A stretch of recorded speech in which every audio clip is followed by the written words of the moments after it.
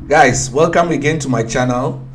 And look at this opportunity. It's a PhD and MSc assistantship position in forest, soils, and biogeochemistry. So, if you're interested in this and you have maybe a bachelor's in biochemistry or soil science or forestry or any other closely related program, then you can apply for this position, and it's a position without an application fee or anything, and I'll show you that in a minute. This is in Auburn University in the US, and it's being offered by a professor who is interested in working with someone for a master's or a PhD in these fields.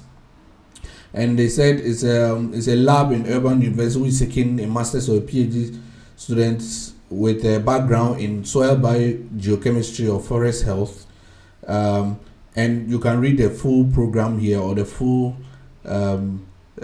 full details here.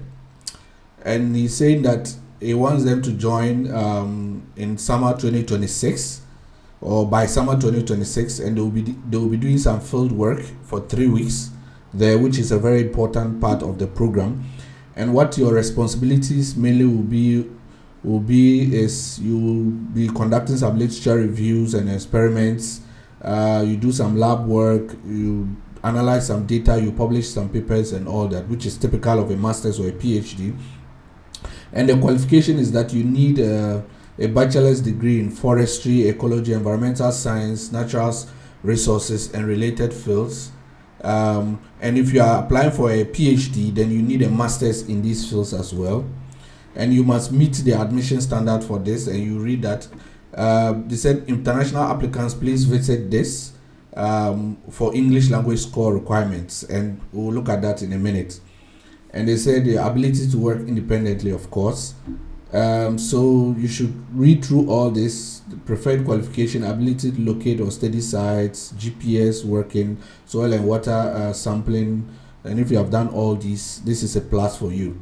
Now, the estimated starting date for PhD is January 2026. So you apply as soon as possible, and this is how much you get: $26,500 per year, and your tuition and benefits will be covered. And for a master's, you get $23,500 per year, and your tuition as well will be covered. And there's also financial support typically provided for PhDs for up to 4 years, and for masters up to 2 years. So this is a very important one. Now, if you want to read about the professor and who is hiring and all that, you go to his lab, and he already gave you a little background of who he is and what he does. You can also visit his profile here to see who he is, the type of papers he has written. You read some of them, and then you draft a very good email whilst applying for the program. Now, how do you then do the application? Said to apply, you email the following materials in a single PDF. So put everything in a single PDF to Dr. Yang. This is his email address. His email address is explicitly provided, and you have to put this in the subject area: potential graduate student at AU. So this must be in your subject area. Don't put anything else there. You have to put a cover letter or a motivation statement of 1 page. So in that letter, you tell them your background, why you're applying, and how your experiences meets their their lab or something. And he says, you tell them your research interests, your relevant experience, and professional goals. And then you need a resume or CV, and that's a CV, academic CV. If you want to know how to do this, I've already made a video on it. Check my YouTube. If you go down here, I already made a video on how to make a CV. So if you check through, you write how to make an academic CV for applications, and that's very important. You can use this video to draft a very nice CV for yourself.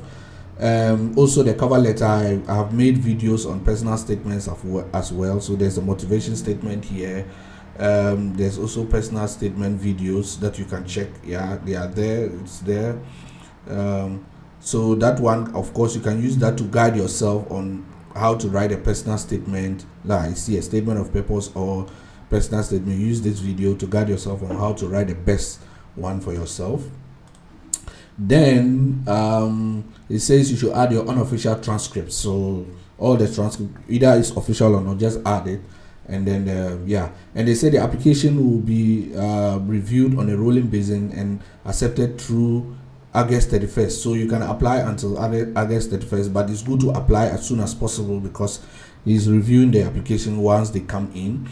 I said if selected, applicants will be invited for a short virtual interview before submitting a complete application. So if they select you, they'll call you for an interview to get to know you better on video, and then before you now do the main application. And it says that a complete application includes a cover letter, resume of official transcripts, English language for international students, and 3 letters of recommendation. So for international students, you need English language score, and we can see whether there's waiver or not in the other part of the video. So this is the full detail. Please, this is a very nice opportunity. Take it up, and let's look at what the English language requirements are for this particular university. Yeah, so this is the page for the university, and they are saying that for international students you require a language test, so there's no waiver here.